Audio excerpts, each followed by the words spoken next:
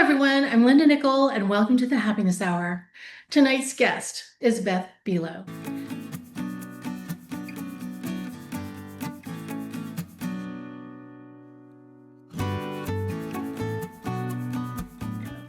Beth is a photographer whose work radiates curiosity, introspection, and a deep reverence for the unseen layers of everyday life.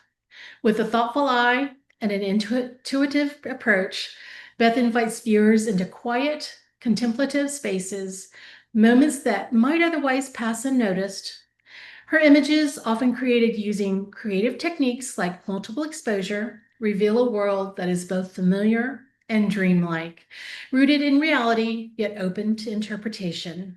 Whether she's capturing the subtle interplay of shadow and light or layering scenes to express a more poetic truth, Beth's photographs reflect a voice that is quiet but deeply resonant. Through her teaching and her art, she encourages others to slow down, pay attention, and find their own authentic visual language. If you're on Instagram, you can find her at Beth Buelow Photo, and you can connect with her through her website at bethbuelow.com.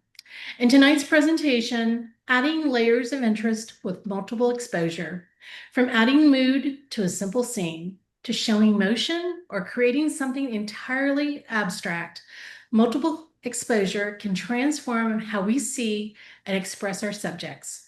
In this session, Beth shows us why this technique is worth exploring and how to create compelling multiple exposure images, whether in camera or in Photoshop. Welcome back to the Happiness Hour, Beth. Thank you so much. I want to ask, is like there like a three-timer club, or like if I get a five-timer club, do I get a special jacket like on, Saturday Night Live? So Well, I have high expectations. well, you need to lower them real Okay. fast.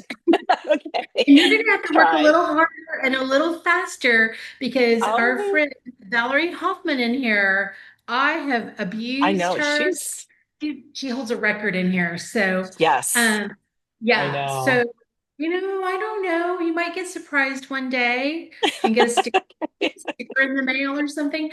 All right. So, Yeah, hey, a first of sticker all, would be good. okay, I can do that. I can definitely do that. If anybody wants a sticker, just email me. I'll send you a sticker. So, Beth, first of all, thank you for coming back. And thank you for Yeah.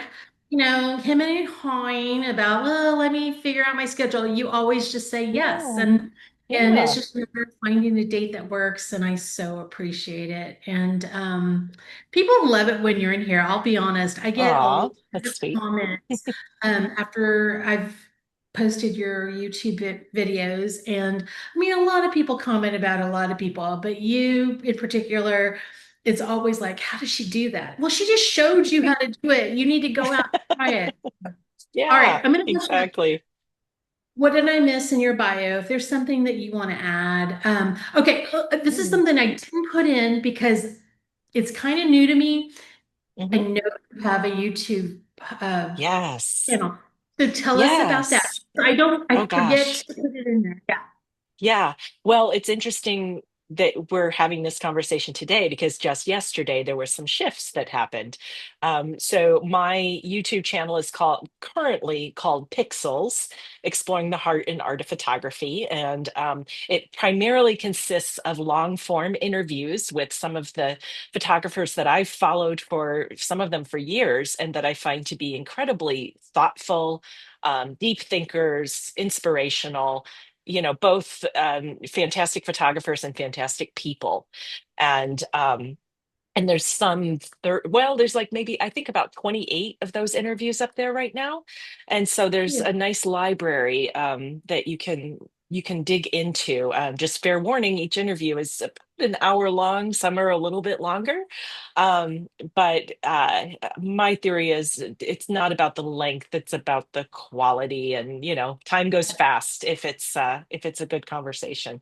But what's interesting is that that channel was made possible through an Inspired Creator Grant, which is something that Nick Stover gives out to folks that are doing creative projects. And as a result of that, and through some various negotiations and whatnot, that that series is now part of what is now known as the Nature Photography Collective. So if you've taken any nature photography classes with Nick Stover, it's now the collective because the vision is expanding and encompassing more types of educational opportunities, including this YouTube channel. And so me and Joshua Cripps have series on this new Nature Photography Collective channel. And when it comes to my own channel, something will be happening with it. I'm not sure quite yet.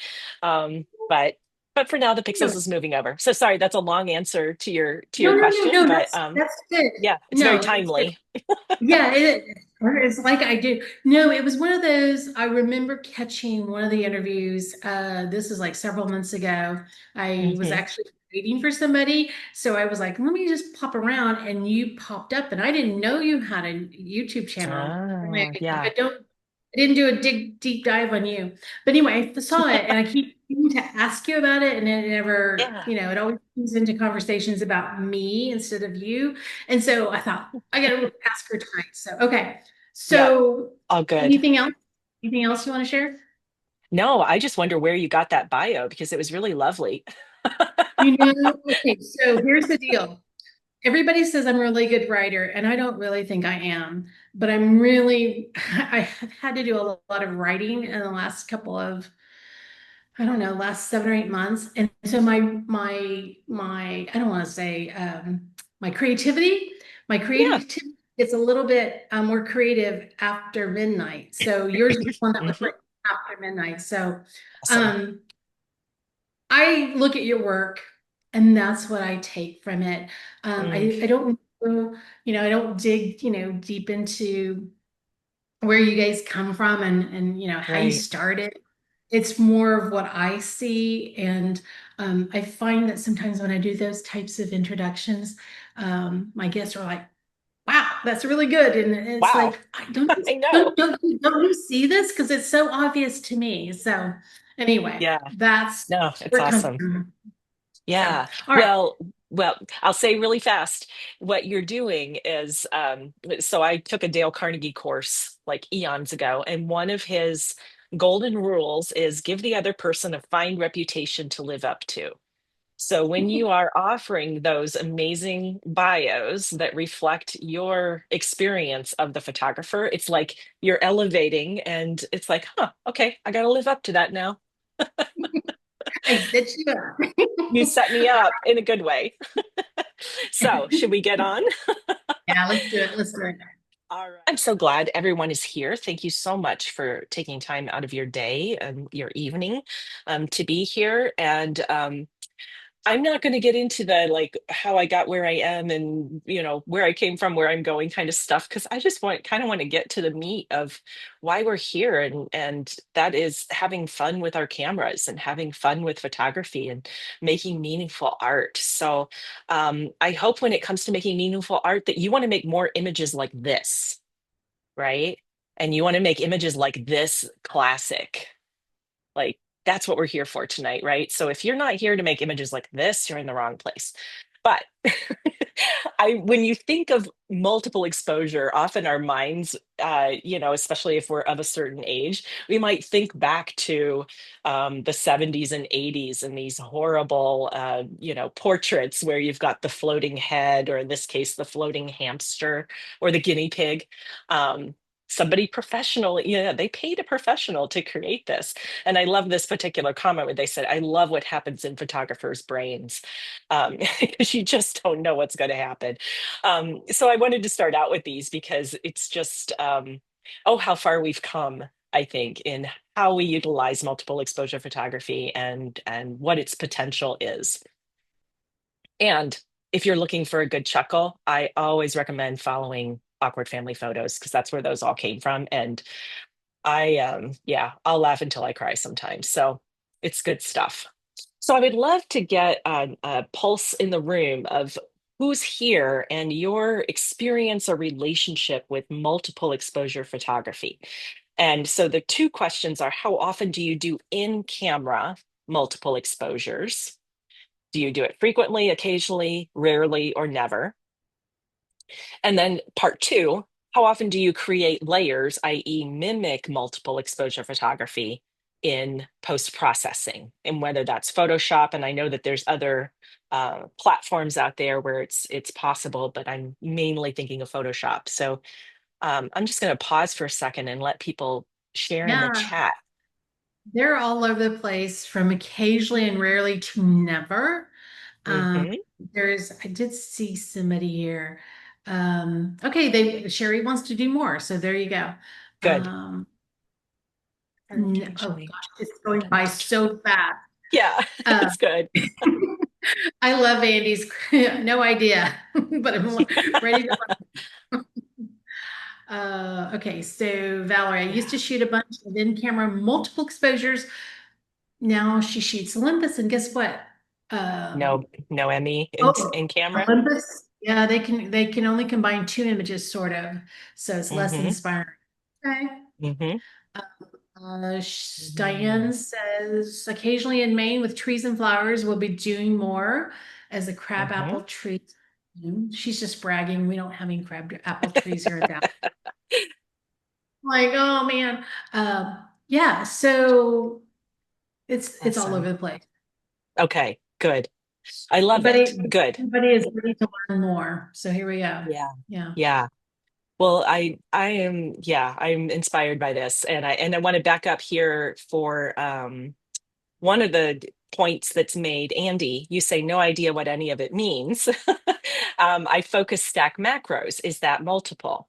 And I don't know how to focus stack, or I should say I know how, but I've never done it. And so my understanding is focus stacking is when you want a, a deep depth of field. And so you want elements in the image to be sharp from front to back. And so in order to achieve that, whether for whatever the conditions are, you have to take a series of photos that shifts the focal point down the depth of field, and then you combine them either in camera or in post processing. Am I describing that right?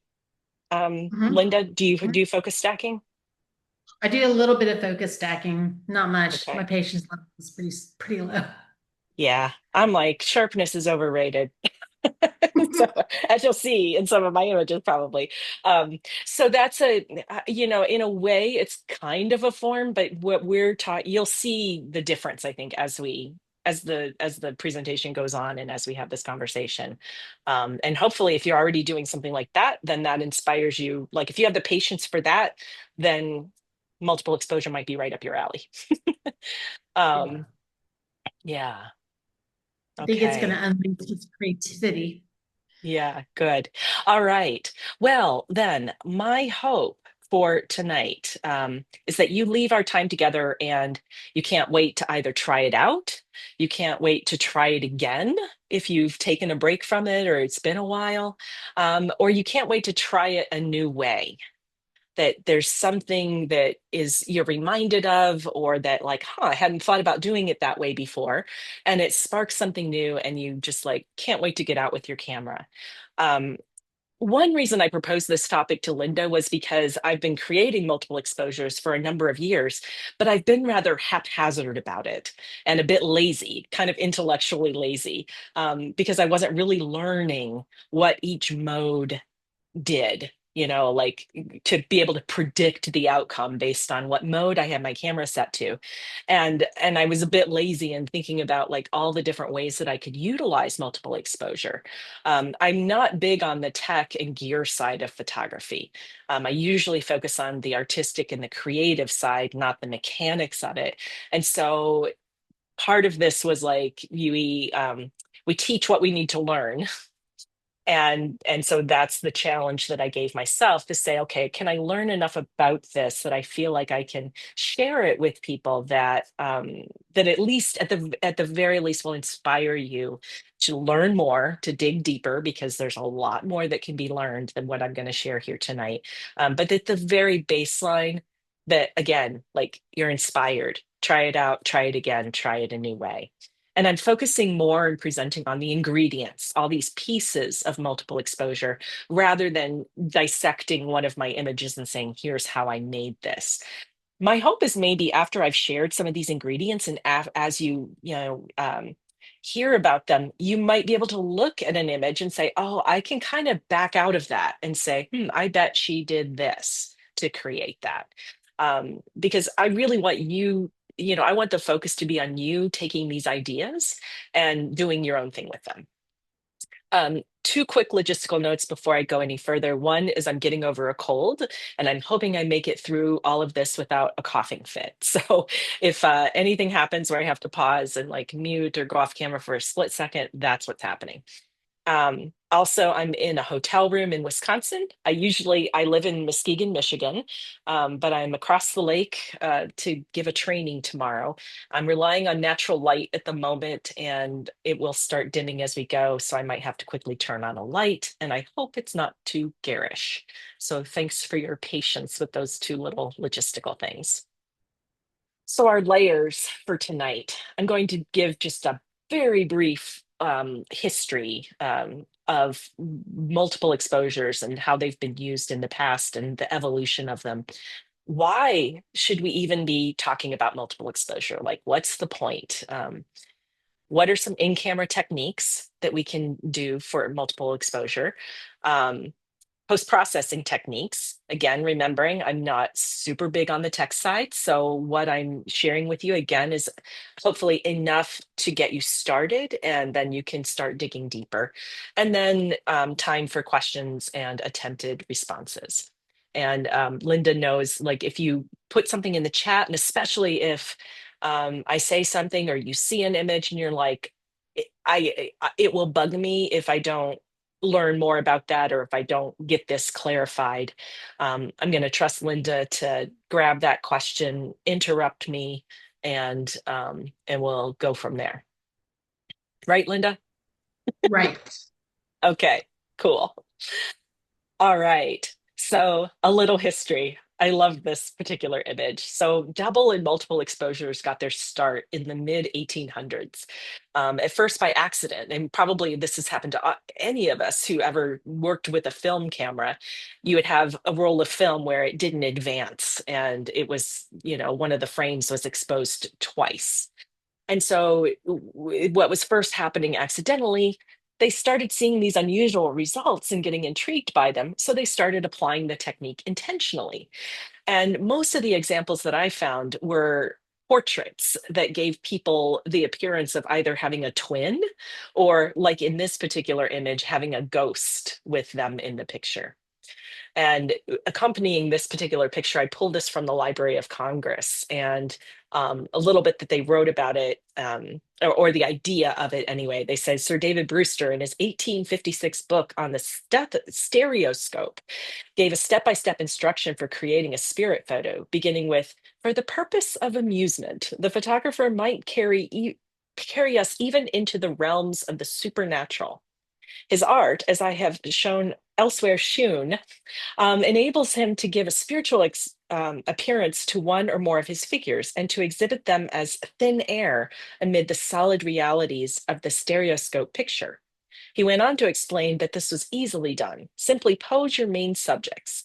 Then, when the exposure time is nearly up, and remember they had to have like rather long exposure time, when the exposure time is nearly up, have the spirit, quote unquote, figure enter the scene, holding still for only a few seconds before moving out of the picture. The spirit then appeared as a semi transparent figure, as seen in this particular image, the haunted lane. Now, in the early 1900s, artists used it during the surrealist period to kind of push the edges of what was acceptable. And they used multiple exposures intentionally to create more fantastical images. The whole surrealist movement was about tapping into the unconscious, challenging reality, and rejecting pure logic. So the exposure, or I'm sorry, the image here that I'm sharing it's a screenshot from a video of a double exposure by John Deacon. And then we get to the mid 1900s, and it was starting to become a little bit more mainstream and used in advertising and movie posters, and in this case, a record album cover. And then by the early 2000s, with the proliferation of digital cameras making it so much more accessible, multiple exposures became much more mainstreamed and used for commercial and artistic purposes. Now you'll notice, all of these examples were with people. I just find that really interesting. Of course, now that digital is more prevalent, it's less, yes, it's used in portraits, but the the scope of the subject matter has expanded dramatically. And and just to share one more kind of interesting image that's from the negative date is 1929. And this is a quick quote that I wanted to share from Cecil Beaton. This sums up the spirit with which we approach this topic. He said, "Be daring, be different, be impractical, be anything that will assert integrity of purpose and imaginative vision against the play it safers, the creatures of the commonplace, the slaves of the ordinary." Which sounds, I find sometimes the quotes from the photographers in the turn of the century, early 20th century, to be a little judgmental. But I share this quote not to disparage more traditional and literal and representational photography. There is more than enough room, right, for all visions and visions that have yet to be revealed. And there's a time and place for all types of photographies or photography. And so sharing this information isn't about saying you should be doing anything, whether it's multiple exposure or ICM or any of this abstract stuff. It's not about replacing how and what you photograph. It's more about expanding our perspectives about what's possible, kind of stretching our imagination, challenging our normal ways of seeing, and reconnecting with some of the mystery and the wonder that likely drew us to photography in the first place. So for before we get into the how, I want to do a quick tour of the why. There's more than enough, ways to keep us busy when we think about just single exposure photography and traditional approaches. So why should we bother with this? And I have multiple reasons. And as I share these images, you'll see a little IC or a PS on each image. On this slide, you just see the ICs. That indicates if these are all my images, and it indicates if I made the image in camera and did normal post-processing without adding any layers in Photoshop. And the PS means I was working with single exposures and combining and layering them in post-processing.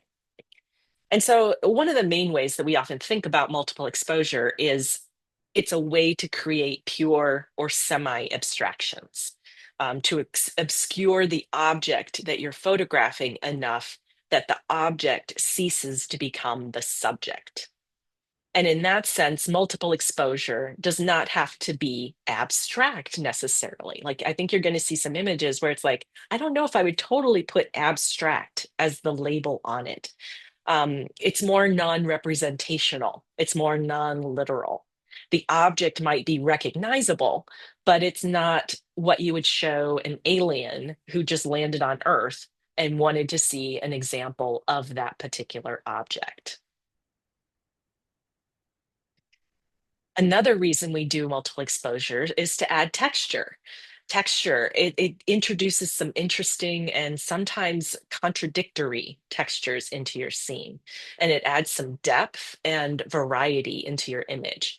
And so if we're looking at these from left to right, like the first one is a double exposure of some calla lilies and an alcohol ink piece that I created.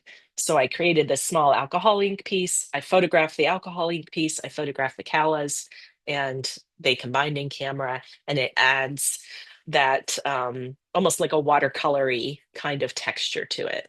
The second one is just it's two ICMs, and it adds that crosshatch texture to a scene that otherwise is just general nature. The third image is a cyanotype. It's actually two cyanotypes, and you see I combined this one in Photoshop. And I include cyanotype because it's a form of photography. It's just using natural light and chemicals without the actual physical body of a camera. But this cyanotypes on watercolor paper, that became more texturized than they already were when they were layered in Photoshop together. And then in that fourth image, multiple exposure emphasizes the grain of the wood. This is the Lincoln Park Pavilion in Chicago, and it adds some texture to the shells of the structure that were otherwise smooth.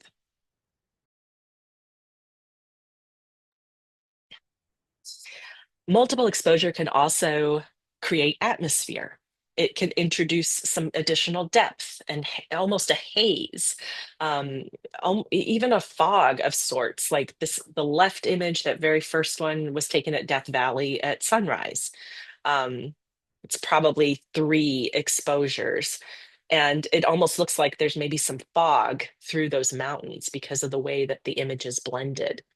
And then a shot in the woods, and then another one that's in a rose garden using a Lens Baby Sweet 50, I believe I was using. And then the last one, some, autumn leaves in my backyard.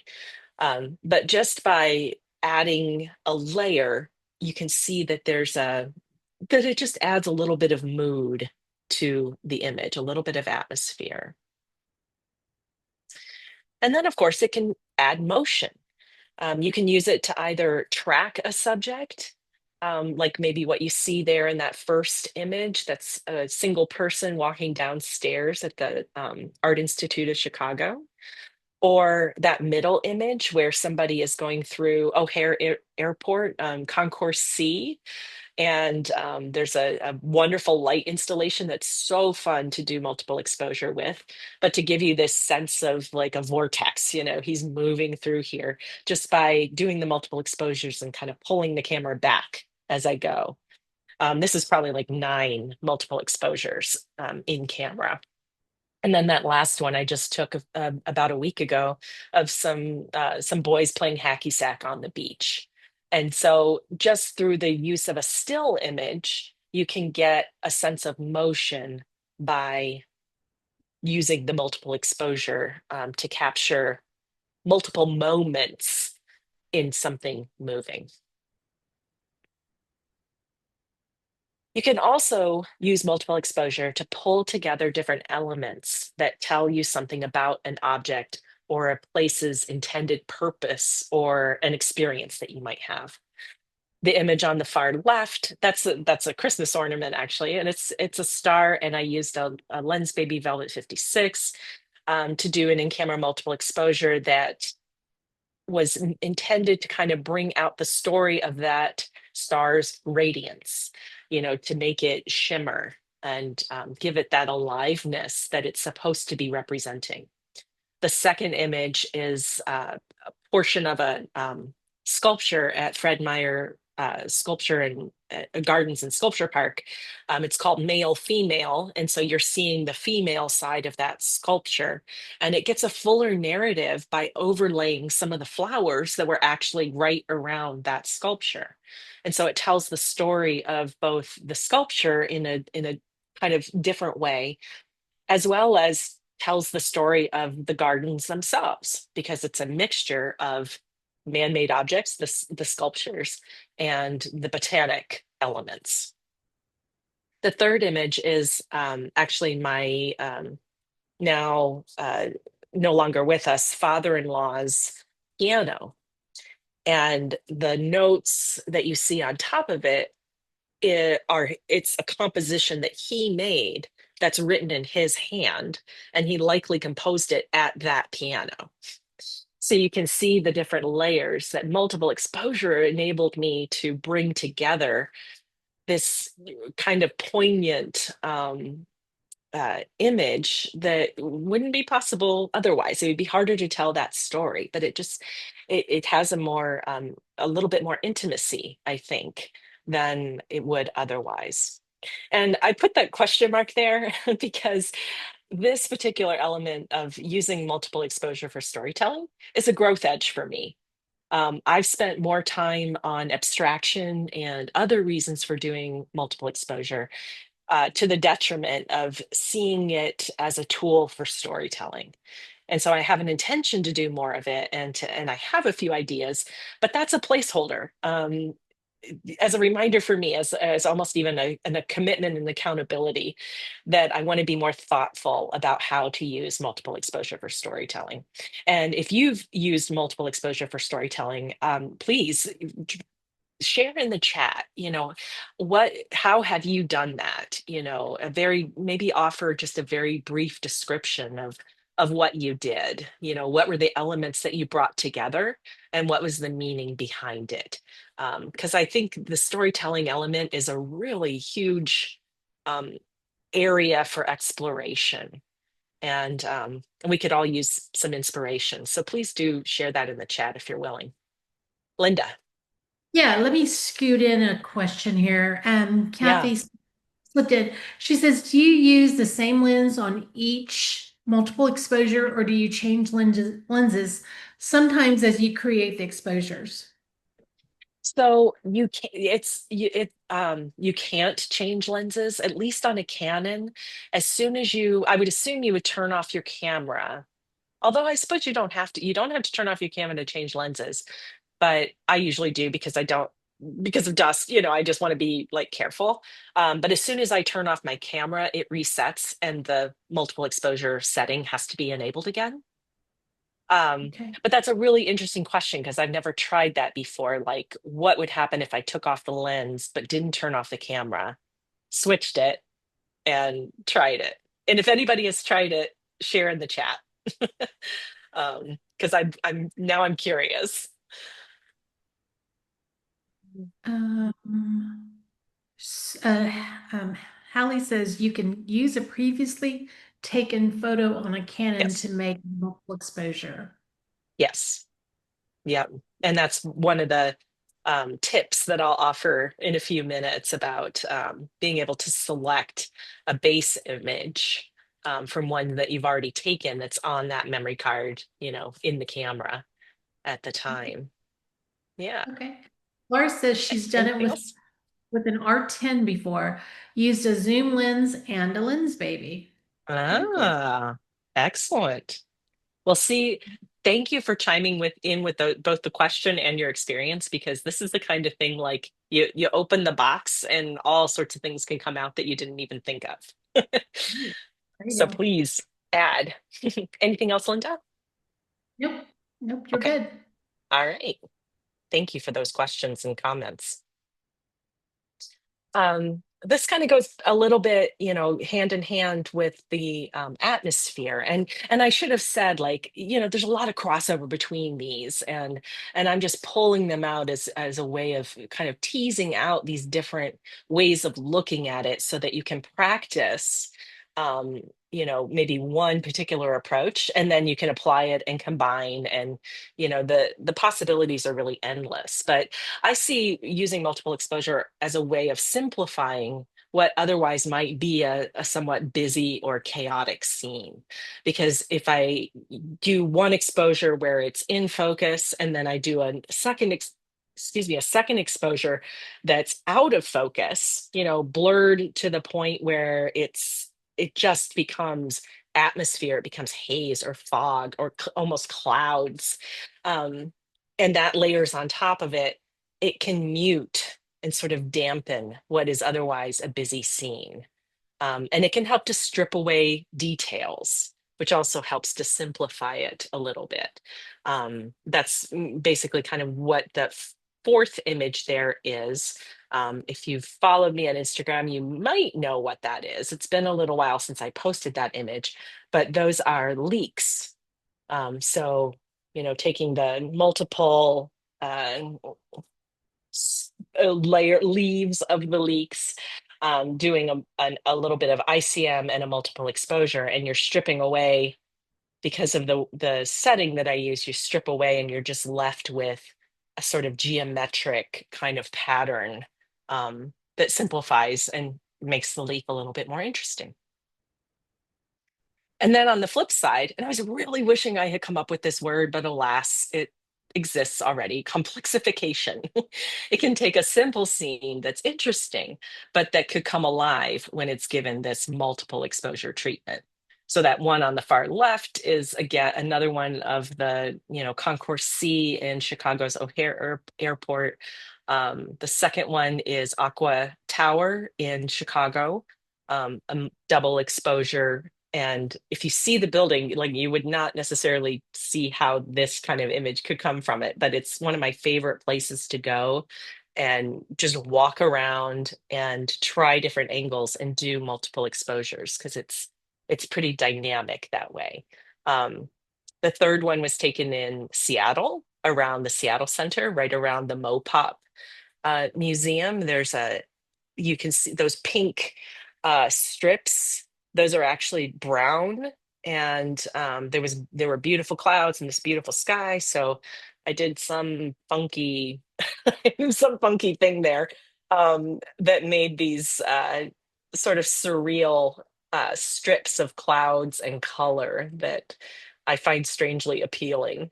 And then the last one is some water from Grand Traverse Bay here in Michigan, and just doing a very, quick, it's probably 5 exposures of ICM and taking something again, it's a pretty calm day, but taking it and giving it some extra dimension. And then finally, and probably the main reason that I do it, and the main reason I love talking about it, is it's just plain fun. The possibilities are just limitless. Doing multiple exposure, especially when you're first discovering it, but even after you've been doing it for a while and you start getting into maybe some more experimental things like changing lenses in between exposures, it injects more surprise and delight into the act of photographing. And it creates more possibilities for the unusual and the unexpected.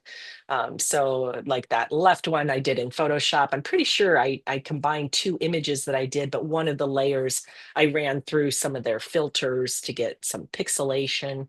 The second one was an in camera, again, using an alcohol ink um, creation that I had made as the base, and then some leaves that I had saved for months, much to my husband's consternation. But combined those two in camera to create that image. The third one was in the Rose Garden in Portland, Oregon. And so pulling the roses and then pulling, from the periphery, you can see a lot of pine trees and woods. And so combining those two things. And then that last one's in Detroit. And that's just combining some you know, uh, twinkle lights that were downtown with a sculpture that was in front of a building. And so that's where I think I could put fun on, I think, all of these as the reason to do it, because again, it just brings that extra element of surprise. So how do we do this? Some in-camera techniques. And this is remember, I know that some folks don't have a camera that does it in camera, or your camera might not have all of the different settings that I might talk about. And so maybe just kind of come along with me and know that there are certain things, of course, that can be replicated in Photoshop that I'll talk about for a few minutes as we get towards the end. But first, I want to give a big credit to Howard Grill. He has some excellent blog posts on multiple exposures. As I was researching this and trying to learn myself, like not just oh, that's really cool, but why is it cool? How did I get that particular effect? Um, his blog posts really provided some really good resources, and so I recommend you pay a visit to his blog if you want to do a deeper dive, especially into the more technical elements. Even the technical stuff he presents in a very straightforward way, um, but he presents it like much better than I ever could. So my sharing here is going to be more on that basic and high level. Some of you might know, or maybe a lot of you might know way more than I do about that. But like I said in the beginning, I hope that it's just enough to get you going and to spark some new ideas and at least give you a starting point for where you want to learn more. Again, recognizing, and this is one of the reasons I don't often get into technical stuff, because often we have different equipment that we're working with. I shoot with a Canon R5, And so these are the different menu options that we have available. And it might look different in your camera if you, obviously, if you don't have a Canon. But my hope is that you have some similar choices. And so I'm not going to go too much into these specs, but I did want to at least acknowledge and touch on like what is possible if you have these kinds of settings. In the Canon, the multiple exposure option is in that very first menu on the fifth screen, and it says multiple exposure, and it defaults to disable. Once you click on that, you'll get a chance to do either on function control or on control shooting, or on continuous shooting. I'm sorry. So on function control means basically that it's going to save every exposure that you make. So if I want to take a 5 exposure image, it's going to save each of the 5 exposures as well as the sixth fully combined image. If I put it on continuous shooting and I have 5 image, I set it to do 5 exposures, it'll take the 5 exposures, but the only image that's saved is the last one. And I consider that one like risky photography. Like when I'm feeling particularly daring and experimental, I will just put it on continuous shooting if I'm feeling kind of edgy, because it feels a little bit more like you can't go back to fix anything. You can't pull the images and base a new one on it or take it into Photoshop. It just is what it is. Um, but then you also have your screen where you're choosing what mode you want, how many exposures you want to have in that particular image. If you're saving the source images, and of course, if you set it to continuous shooting or whatever the equivalent is in your camera, that would probably be grayed out and you would not have the capacity to save all the images. Um, Continue multiple exposure, one shot only, or continuous. And so you can set it to say, I just want to take one multiple exposure. And then when you're done with that, your camera resets back to regular mode, disabled, or you set it on continuous if you know that you're going to spend the next hour doing multiple exposures. And then, as someone wisely mentioned earlier, you often you have the option to select image for multiple exposure. And so that means you can go back into the, like you flip back through your exposures and select one that you want to be the base image. And I've done that before when I got one that I was particularly happy with, that I wanted to then play with different layers on top of it. It becomes a little tedious if you're saving every image and you're doing a lot. You might have to like scroll back unless there's a shortcut. And if there is, somebody please share it in the chat. But I found myself, I was just like, scroll, get the image. And then the next time I'd have to do it, I have to scroll all the way back to get that image. One thing I discovered is that if that is grayed out for you, like if you have that option, think about what lens you have on the camera. On my Canon, if I have a lens baby or like I had a Laowa macro lens on there, it was grayed out. So it didn't give me that option. Now, both of those are prime and both of those are non-Canon lenses. So I'm not sure which variable caused it not to be available.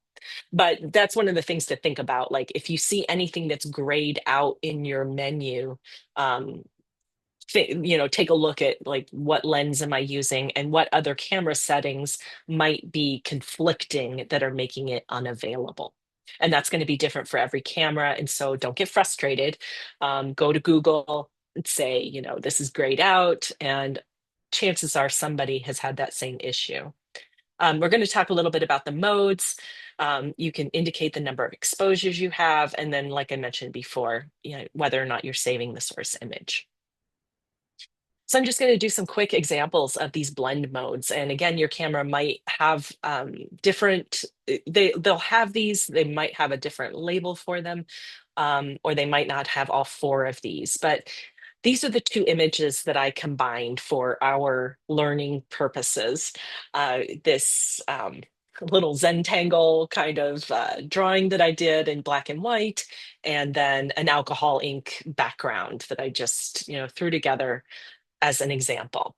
And so I photographed both of these using a 100 millimeter macro lens at 1/80th of a second, set on continuous shooting, so the separate exposures are not saved.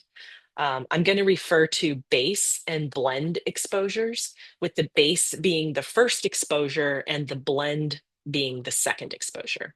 And if you're doing 3 or more exposures, then everyone after the base will be a blend exposure. And the effects of whatever that mode is will be compounded. And I did not change my settings in between exposures. So all of these are 100 millimeters, 1/80th of a second. So additive is what it sounds like. Each exposure adds to the previous. And so if no settings are changed, each exposure adds more light to the image. If you want to adjust that, um, you can play with your settings. You can either use exposure compensation, or you can, play with your shutter or your aperture to bring the exposure of one of your blend exposures down so that it's less pronounced. But otherwise, if you add more exposures without changing the settings, it gets brighter and brighter, especially if your objects being photographed are lower contrast or lighter in tonality or hue. So you can see in here, like the black has some of the color, and certainly there's some of the color in the white, but it's added in on top. Now, average, and I put 101 on all of these because I'm emphasizing this is the basic, very simple explanations.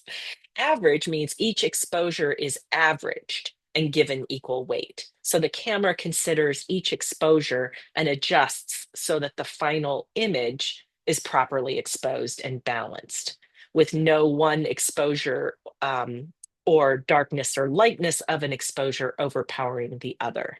So the camera is doing all those calculations. And so you can see, again, the black lines have some of the color, and the white seemed to absorb more of the color than it did in the additive. I'll just flip back to there so you can see that difference. So average is going to just average them out, and it's likely going to be a little bit darker. Now, bright might be called light in your camera. The brightest pixels of each exposure are retained. So the bright pixels have priority over anything dark. The dark pixels in the base image will be replaced with the brighter pixels in any subsequent blend exposures. So you can see that. So if bright has the priority, the bright parts of that base image, anything that was white, stayed white because it was brighter than anything in the color image. Whereas the dark pixels of the black lines, they were overtaken by the color because the color was brighter. Dark is the opposite. The darkest pixels of each exposure are retained. And so they have priority over the bright. The bright pixels in the base image will be replaced by anything dark in subsequent exposures. And so when you're looking at this image, because the black lines were darker than the colors, the black lines are retained. But obviously the color is darker than the white. So the dark, you see it just like completely, it's not even muted. It completely overtook the white. So I think probably the best way to do what I wanted to do next is use the chat and predict the mode. So now that I've shared those, it's a little bit of a pop quiz, but no pressure. We're not keeping score. But these are the two images that I use. These are both pieces of scrapbook paper. And when you're practicing, you notice that I used a black and white and color. That's often a good way to start to notice and get used to what effect these different modes have. So you've got the color stripes and then the black and white butterflies. And so I'm going to ask you, pop in the chat when I show the image, guess which mode, additive, average, light or bright, or dark that I used. Are you ready? Mhm. All right. Here's the first one. Look closely at it. What's dominant?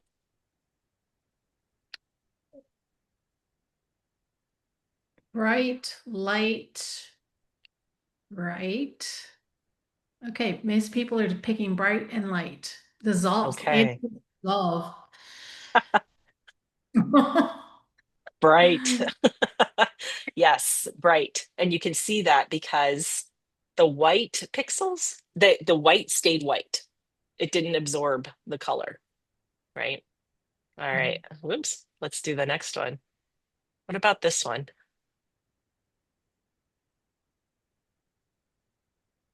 And they all only appear once. So you know it's either additive, average, or dark. I'm mostly seeing average. Mhm. Another average. I think the majority of people are going to say average. Okay. This one's actually additive.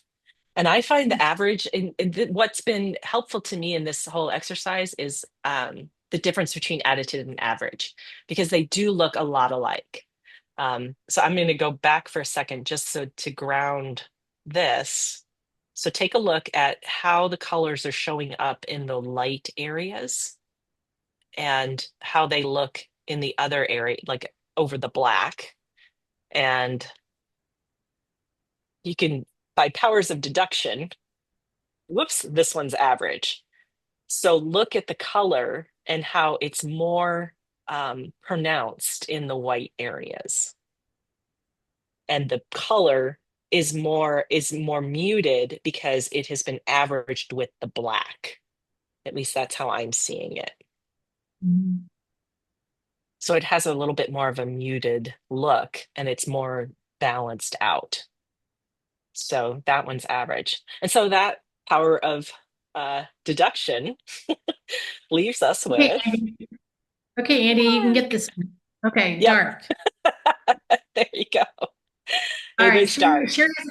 Sherry has a question here. Let me see. Yeah. Okay, what happens when you change the order of the base and blend layers?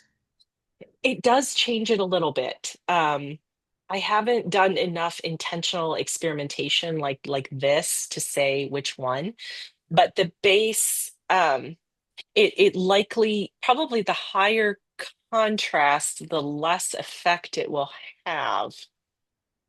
The less contrast between the layers, it might have more of an impact. And if somebody is able to offer some wisdom or insight on that, like if you have some in your head knowledge about that, please do share in the chat. Because that's actually something I meant to sort of play around with and ran out of time. Um, it sometimes it does make a subtle difference. So it's worth it. If you're not getting the result that you want, switch it up and see what happens. Sherry's got a question. So in this pair, the color stripes are the base? That's the question. Yes. Actually, no, no. The black and white was the base and the Okay. colors were the blend. So I took first the butterfly and then I took the color. And so I think if I had taken the color first, like in this dark, I think it would have turned out the same. I think where it makes the difference is, and this is going on YouTube, right? So if I'm wrong, I'm sure I'm going to hear about it. But I think where it probably makes the most difference is if you're in additive or average mode. Whereas if you're in bright or dark, the pixel exchange is cleaner, if that makes sense. Um, yeah. Anything else? No, I didn't see anything else. Okay. Everybody's still with me so far? I think so. I'm waiting for more. Good. More So, magic. yep, more magic. So, we've already started to talk a little bit about this ways to play because I now that I've shown you some of those modes, because that's the thing. It's like that's why I didn't want to spend a ton of time on like the mechanics of the science and the math behind all of those because to me, it's just get out and play and just try it. Have a baseline knowledge of how to get there, when you might want to use it, what results you might get, but ultimately, you just start playing.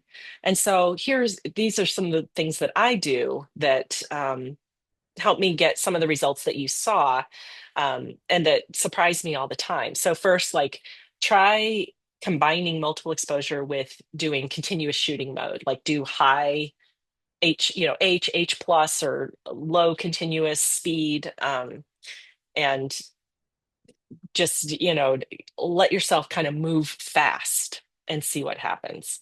Um, Experiment for yourself and find out what you feel like is more comfortable and which gives you the kind of creative freedom and flexibility that you want. Switch between saving each exposure, whatever that is called on your camera, or saving only that final combo image. And I find like when I do the just saving the final combo image, I work a little bit faster, but I also feel this sense of freedom. Um, and just able to be a little bit spontaneous somehow. I'm not planning as much, and it can turn out some pretty cool things. Um, Along those lines, being intentional about aligning your exposures and getting a particular composition or just letting it fly. um, most cameras, I think nowadays, you can see in the electronic viewfinder, like what is happening. Like I can see a ghost image of the exposure I made, and I can see that kind of overlaid whatever the scene is in front of me. And so I can be very like meticulous about how I'm aligning something. Or I can just be like, click, click, click, click, click, and see what happens. And I find that that's often a good thing. Like if I'm at a garden and I've got a bed of flowers and I just want to do sort of a mishmash kind of thing, you'll learn which scenes like might benefit from alignment and which ones you can just kind of let it be um, more improvisational. Um, And then you'll also start to figure out your own intention and your own vision and what it is you want to communicate. Do you want to create something that's more improvisational, or do you want something that's a little bit more curated and carefully considered? So play with both of those and see what happens. Capture a subject in motion using burst mode. And I use the dreaded T word here, the tripod, because I tend not to use a tripod ever. But I could see how if you are trying to capture something that's in motion and you want to have all of those iterations, having a tripod will help you to preserve the the back of the scene from whatever is moving. Like if you picture a car going down the street, you get the stuttering car, but your buildings would be in focus. So again, it depends on what kind of image that you're looking for. You might want the blur, and so that's another way of looking at it. So think about using burst mode to capture something that's in motion, a dancer, a car, a motorcycle, a horse, an animal, a dog running. Um, think of anything that's in motion and how you might be able to capture that. Practice low stakes to be ready for high stakes. And so I'm sharing these particular images because when I shared them on Instagram, I think somebody said, I really want to know how you did this. Um, these are images that I made in my dining room with a pair of measuring cups. I think these were like $4 at Meijer, and I just set them up. I found a way of positioning them so that there was the least amount of glare. And then I just started doing multiple exposure around them using a macro lens. I think actually I have my lens baby on there, um, and just playing. And by that playing, I got to experiment with how many exposures before it gets too muddy. Um, what combination of ICM and still feels good?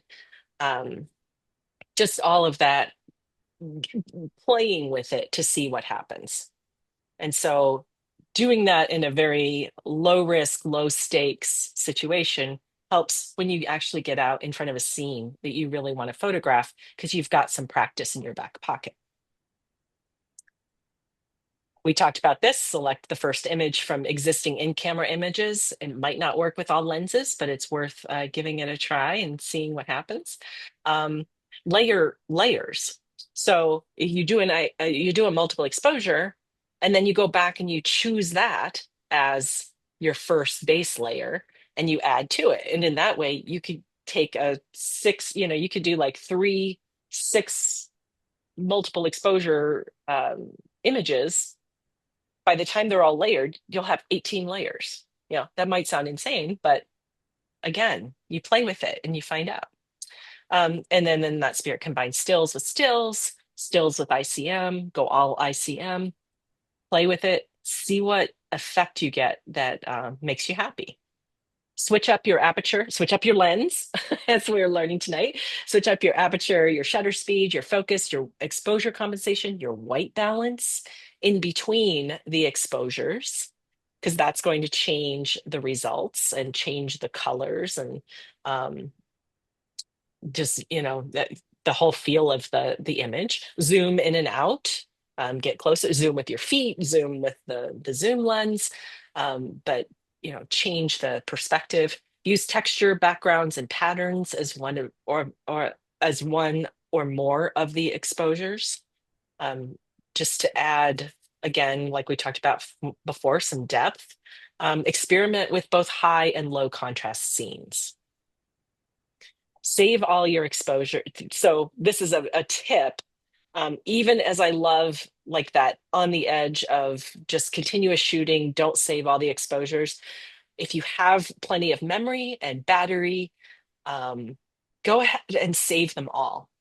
I shared this particular image because was image one of two, or one exposure of two that I had intended for a combined multiple exposure. I did not like the multiple exposure result, but I loved this standalone single exposure ICM. And so I was grateful that I had saved it and was able to sort of salvage that particular image. Clean your lens and your sensor, because when you're doing multiple exposure, spots multiply. And here's what that looks like. um, Part of the reason that this is so bad is because this was oil and water. And if you've ever done oil and water photography, and I know, Linda, you've had at least, I believe is Lisa, Lisa Thomas. Lisa Lisa John Thomas. Thomas, yeah, Johnson. Johnson, Johnson. maybe it's like I think it's Lisa Johnson. Johnson. Yeah, Lisa Johnson. I know you've had her, and so if you're curious about oil and water, please watch her presentation because it's really good. And Really but good. oil and water, it like attracts every single little speck in the air, and then if you've got it on your lens, you've got twice, three times the cleanup. So do what you can, especially to keep your lens and whatnot clean. And then as you're learning, create a way to track which mode you're using. So you can see here in this case, I just grabbed some index cards and I wrote the mode. And then I, took a photo, set the camera, took a photo of the mode that I was using, and then did the images. And then when I switched modes, I would take a picture of whatever card it was to tell me the mode, and then I would take my images.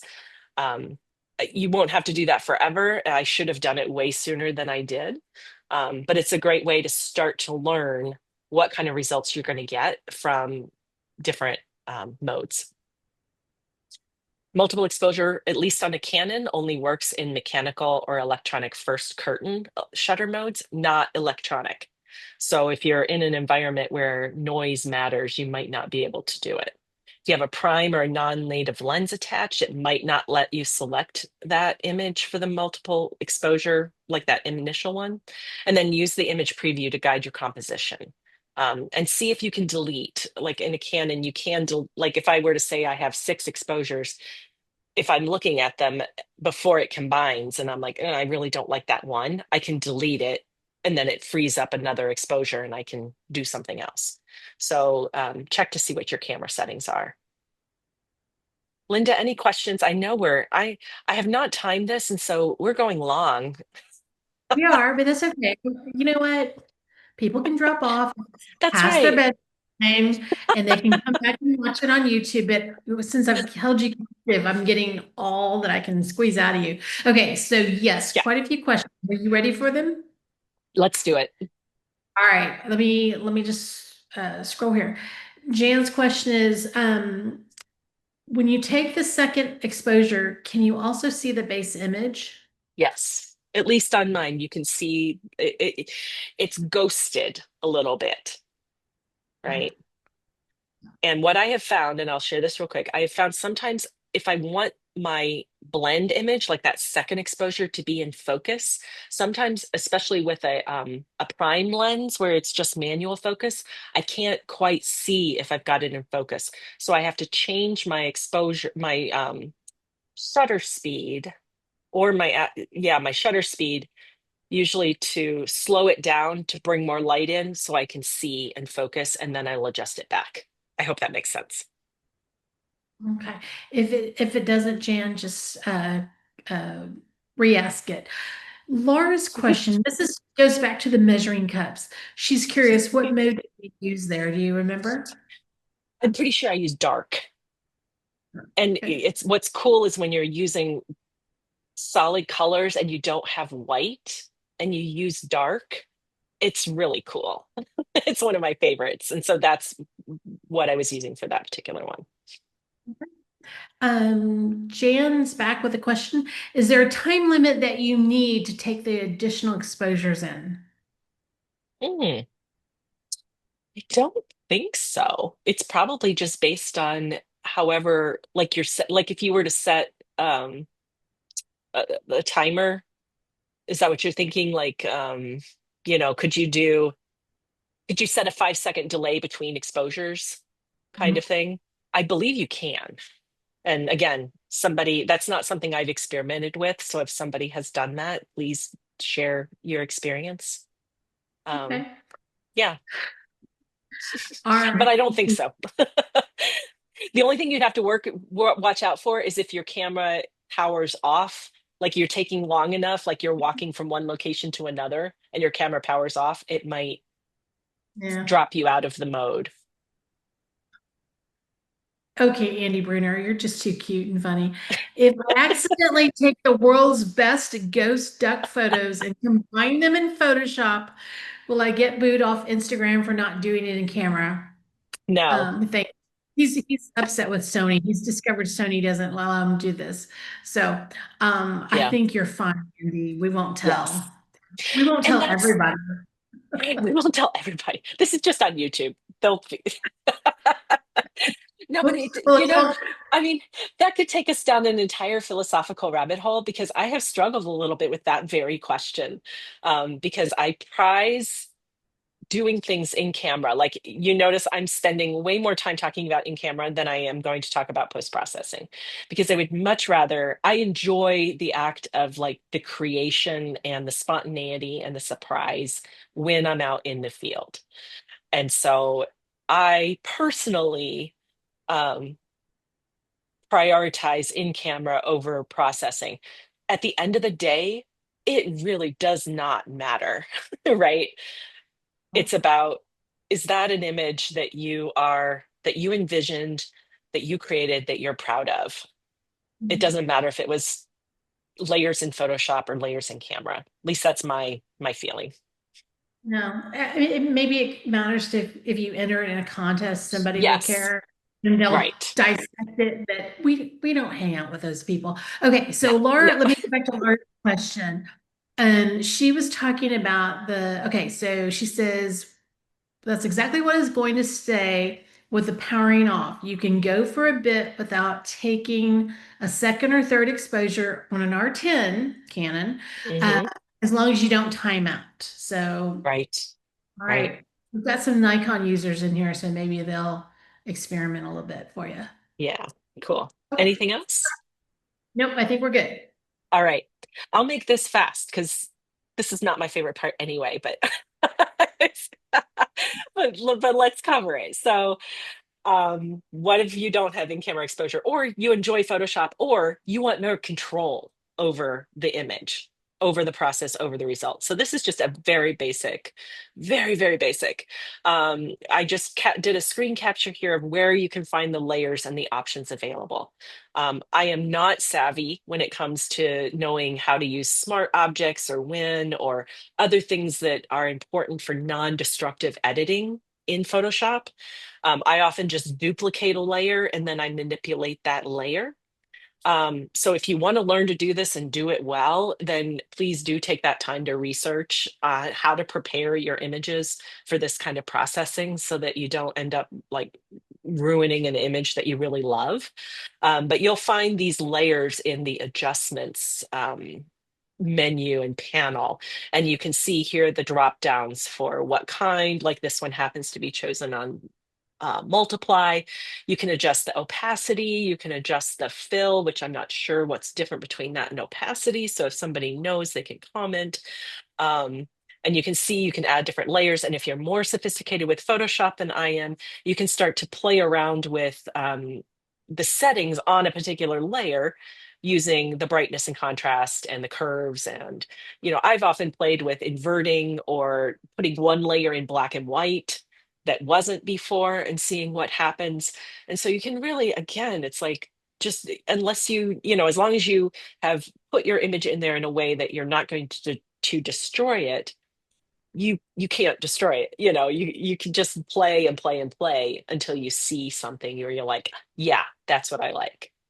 And so I just did a quick run through of the Photoshop blend modes because there are so many. This is just a quick visual tour. My brain is not wired in a way that can decipher the formulas that go into making each of these. Um, so this is just like a click through so that you know kind of what's there.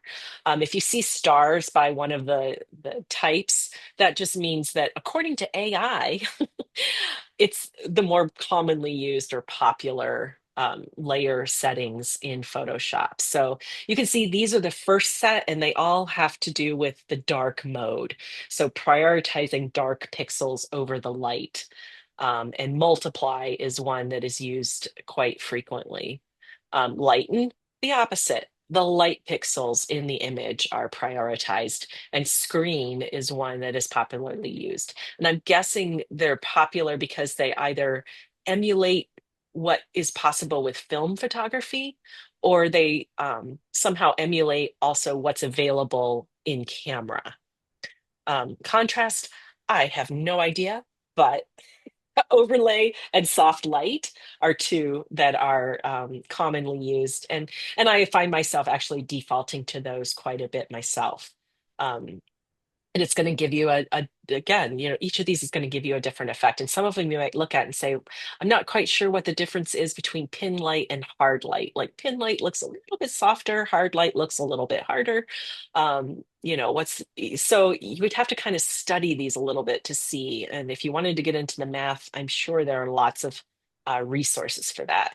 And then you've got inversion and cancellation settings of difference, exclusion, subtract, divide have very different results. I often like playing with difference. So it flips the color wheel on its head and produces some really sometimes kind of psychedelic looking results. I rarely use the component options. This is hue, saturation, color.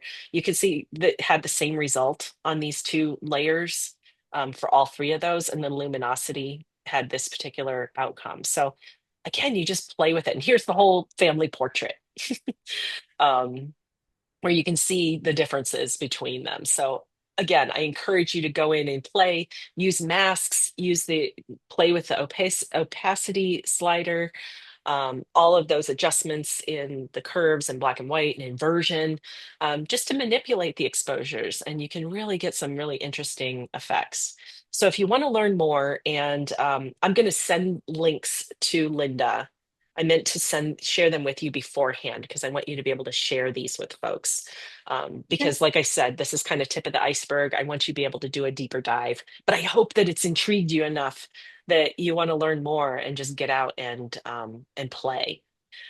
Real quick before we go, and Linda and I were talking a little bit about some of these things that are going on. I wanted to share just opportunities to join me in learning a little bit more about particularly abstract, non-literal, some multiple exposure. I'm doing a webinar for Nature Photography Collective, Nature Photography classes on May 14th. And that one is about creating personally iconic imagery, no epic location required. So, about kind of getting past location based and situational based FOMO, that fear of missing out, and creating images that are meaningful while still tapping into the energy of, of scenes and locations that we see as epic or iconic. Um, these are some multiple exposures that I did here, actually in Michigan, of fall colors. And so, if you want to play with multiple exposure in a really stunning setting with lots of fall color, join us in Durango, October 2nd through the 5th, through the 25th, I almost said. This is an inaugural conference put on, it's called the Horizons Photography Conference. And if you go to the website and you decide to register, you can use Beth 100 to get $100 off your registration fee. So, whoop, whoop. And there's lots of great speakers. I have a mastermind group coming up. We talked about the YouTube channel. Again, I'll share links with Linda so that you can learn more about those. But I'd love to see any and all of you at any of these different opportunities to learn. So, with that, we've had some questions along the way, but I'm wondering if there's anything else as we wrap up. Yeah, I definitely have one in here. Sherry wants to know, do you know if there's an app that will allow multiple exposures in camera on an iPhone, or what do Yes. you need to do in post? Okay, so yeah, I Yes. know Andy offered up Snapfeeds. That should be a name. Snapseed. Yeah, Snap. Snapseed. Snapseed is an awesome app that allows you to combine, multiple images in yours. I haven't used it very much, but Average Cam is another one that's at least an iPhone app that allows you to do multiple exposures. Um, Okay. so yeah. I love this, Andy. You're awesome, Beth. Looking forward to exploring my artsy side once I figure this out. Yay. Yay. Okay. Gosh, I think I got every question. If I did not, it's not because I was ignoring you. It's because there's so many comments and places in the chat. So I'll definitely get this in front of you, Beth. And if we missed something, maybe you can post to your Instagram, Yeah, insert or for something, or sure. in a story for, you can blame it on me. Okay. First of all, I want to thank you again for coming Yeah, and doing. you're welcome. Chris Dewey said, "Thank you, Linda, for getting Beth to do this again." I got a lot of credit for that. So, thank you, really, Beth. I know this takes time to Mhm. put together presentations, and it takes a lot of things to run through your brain to get it formulated where you can spit it out and make it make sense to people. Yeah, I And hope I made sense. you did, and you do such a wonderful job at it. That's why I really, really love having you, and I so appreciate you not knowing how to say no. Okay, y'all. If you haven't signed up for the Happiness Hour newsletter, please consider doing so. In February, Miss Beth Buelow wrote up an article for me, Mhm. contributed. It was called AI Proofing Your Art. And that was in like our February newsletters. If you sign up tonight, I'll make sure I send both of those to you, the current one and February. I don't post the newsletters anywhere, mostly because I want to make sure that we don't have any problems with what do I want to say, copyright issues or having people's pictures floating out there, even though I do it on a PDF basis. I just don't want those posted. So it's kind of an expensive thing for Happiness Hour subscribers. So if you're interested in that, Beth did an article called AI Proofing Your Art, which highlights how sharing the stories behind your images fosters authenticity, connection, and relevance. in a world dominated by AI and social media. So, Beth, I did not properly thank you for doing that. Oh, okay. My months have just started. Um, I do one newsletter and I'm already getting ready for the next one. And I don't think I came back and said, thanks, Beth, but thank you, Beth. You're All right, welcome. You're welcome. yeah, maybe I'll get you to do another one. Let's see how this works, Beth. Just block me now. No one will blame you. I know. Too All right, funny. next week, Sim Mohanta will be here to share his presentation, 10 shots, 10 stories, 10 sparks. Until next time, go out and create something beautiful and hope that we see you again soon.